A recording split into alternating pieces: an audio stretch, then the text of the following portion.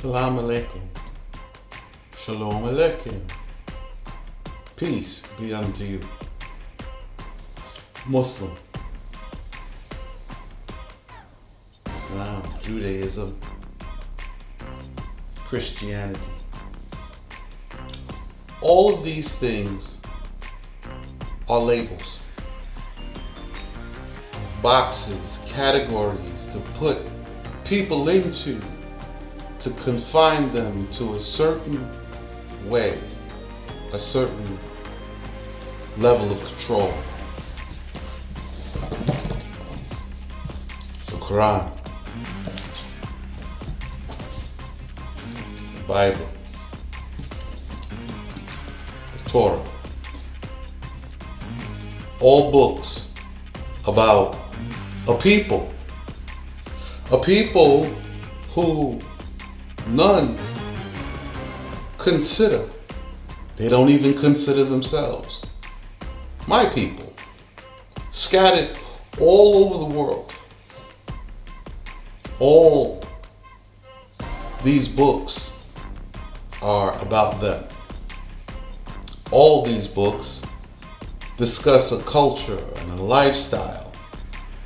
My name's Rabisheikh, and this is not about religion. This is an open invitation.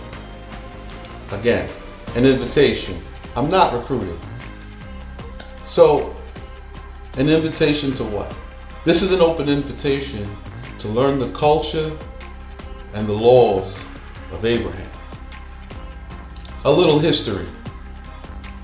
4 years ago, I left America and I moved to Israel as part or the end of a 2-year vow and search. I swore that I would follow the instructions literally written in this Bible.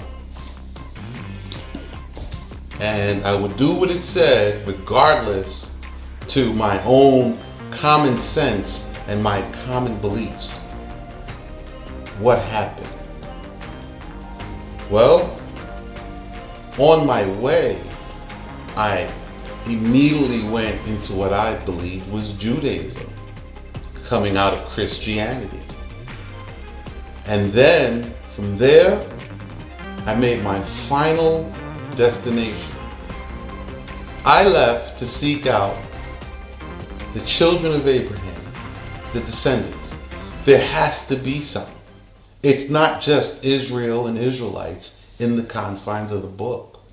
It says Abraham had many children. So some of them would have to have the culture to know what to do.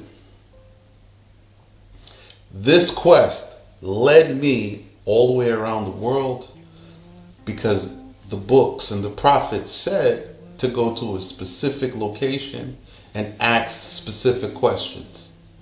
That specific location turns out to be here in the Negev desert. It said in Isaiah 60, look to Abraham and look to Sarah. How can you look for two people who are, peace be upon them, past? How can you find them when they're gone? Well, their children have to remain and there has to be some remnant. So I asked the questions it says to ask. Go into the highways and byways and ask for the ancient paths. I did that 4 years ago. And here at the end of 4 years, I'm going to tell you the conclusion of my studies. Right now, all around the world, people are using these books to teach religion. It had nothing to do with religion. The law given unto Moses is a law that was given unto a nation for a nation to govern itself. I have no national affiliation with anyone. I'm sovereign.